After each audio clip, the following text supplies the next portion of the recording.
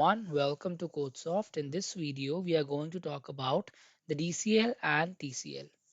So the first one is the TCL or the transaction control language. Now all the changes that are done using the DML or the DDL commands, the creation of data or manipulation of data, so all those changes are actually not permanent and they are valid only to that particular session that is going on. So once you close the MySQL server, your changes will vanish and they will not be saved. Now to make those changes permanent, we required this transaction control language. This helps us save our changes back into the backend server and make them permanent. So the commands under these are the commit command, rollback command, and save point command. Now let's talk about each one of them to know their functionality.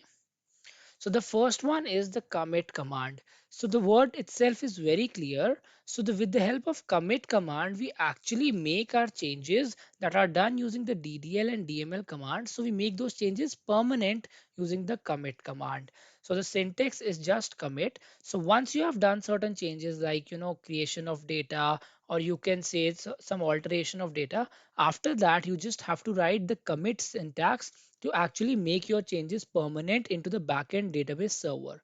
So if I talk about the definition of commit command helps us save the changes to the database server and make the changes permanent, right? So if you have done the commit command, then if you even close the session or start any new session, those changes will be visible in the database. So this is about the commit command. Now the next one is the rollback command. So basically, once you have done certain changes in this session and you actually do not want those changes and you want to undo those changes, so undoing that operation or the previous operation, we use the rollback command. So rollback command only undoes those changes that are done without commit. So suppose till certain point you have done commit and after that you have used certain DML commands, then those changes will be undone if we use the rollback command. So once a change is committed, it cannot be rolled back, right? So if I talk about the syntax, we just have to write the rollback. So the next command is the save point command under the TCL language. So this command is actually used to mark the changes done using commit command. So let's say you have committed some data, right? And after that you're performing some DML or DDL commands and you are at certain point.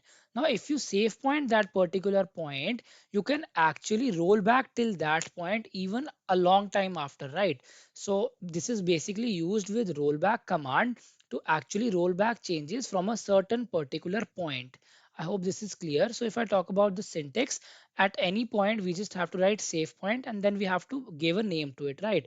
So let's say that name is PNT, right? And if we are at a later stage and we want to roll back from that particular point, we will just have to write roll back to save point name, and that is PNT. So we'll just have to write roll back to PNT. So what I mean to say is that with the help of save point, we can actually do rollback from a particular point or a particular change state. I hope this is clear. So this was all about the TCL commands. Now let's talk about the data control language or the DCL commands. So these are permission related commands. So DCL commands are basically used by the admin section of our database management system. These are actually used to provide permissions to certain users on certain database objects, right? Now here objects means anything related to data. It can be particular column, particular data row or anything. So giving those particular permissions is done using the DCL commands. Now here two main commands come under the DCL commands. Those are grant as well as revoke command. So the first one is the grant command. Now with the word itself, it is very clear that grant command is specifically used to provide privileges or permissions to database objects for any particular user.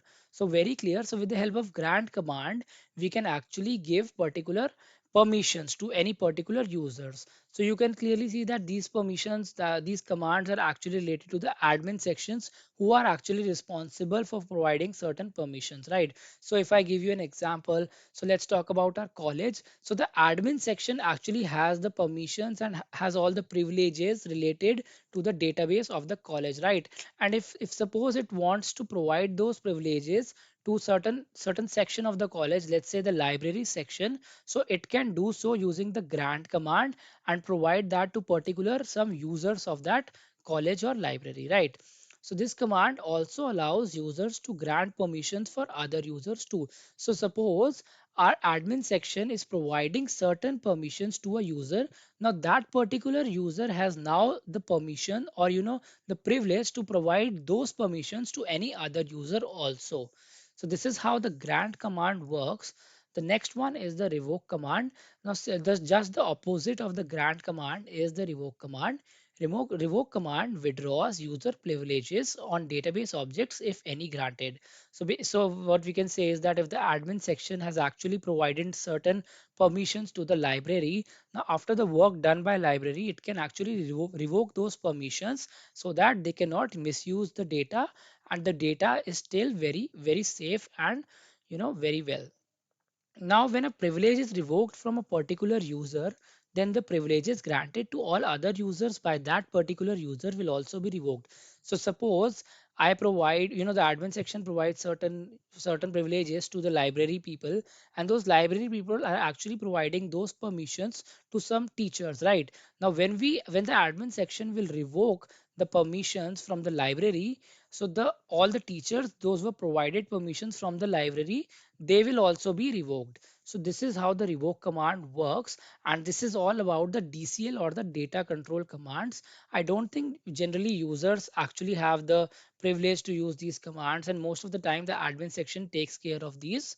So that's all with this lecture. I hope you liked it. Stay tuned to add more festoons into your knowledge garland. Until then, please keep subscribing. Thank you.